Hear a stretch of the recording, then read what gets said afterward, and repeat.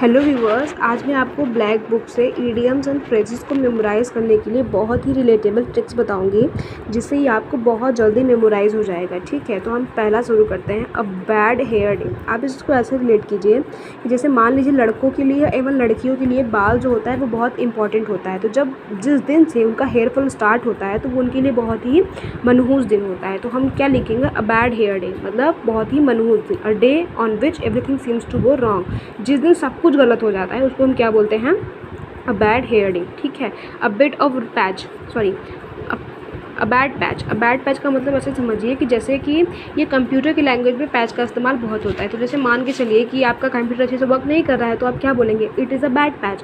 मैं आपको समझाने के लिए सिर्फ बता रही हूँ। It is a bad patch का मतलब भैया आपका जो कंप्यूटर है वो अच्छे से वर्क नहीं कर रहा है, इसीलिए वो आपके लिए कठिनाइयों का समय है। ठीक है। थर्ड है अ बेड ऑफ रोजेस। आप इसको ऐसे रिलेट कीजिए कि जैसे आप लोग कहीं बाहर से धूप से आते हैं, ठीक है, आके अपने बेड पे आराम से लेट जाते हैं। तो जिस समय आप बेड पे लेटते हैं ना, वो आपके लिए बहुत ही आरामदायक स्थिति होती है, इसीलिए आप उसको क्या करेंगे? अ बेड ऑफ रोजेस, मतलब बहुत ही आरामदायक स्थिति।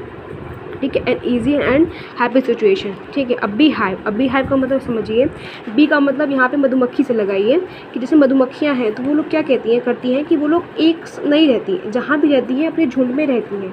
ठीक है। तो वो लोग अगर मान के चलिए कहीं पे हैं तो उस जगह को क्या कहेंगे? वो जगह बहुत ही व्यस्त है। आप ऐसे समझिए कि जैसे बहुत सारे लोग होते हैं जहाँ पे, जिस रोड पे, जिस एरिया में, तो वो क्या होती है? बहुत बिजी एरिया होता है। ठीक है। बहुत बिजी रोड होती है, तो उसको हम क्या बोलेंगे? अ बी हाइव, मतलब मधुमक्खियाँ जहाँ पे इकट्ठा हैं तो वो बहुत ही बिजी रोड है, बिजी हाइव है।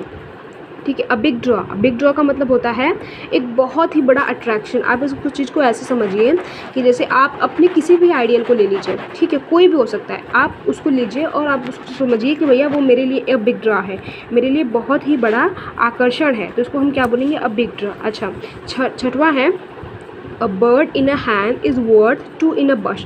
इस चीज़ को ऐसे समझिए कि ये एक तरीके से प्रोवर्ब्स है। आपने अगर नीतू सिंह की वॉल्यूम 1 पढ़ी होगी तो आपने प्रोवर्ब्स में इसको वॉल्यूम 2 में या वॉल्यूम 1 में किसी में तो है, इसमें आपने देखा होगा कि ये आया है और उसमें आपको बहुत अच्छे से इसको एक्सप्लेन भी किया गया है।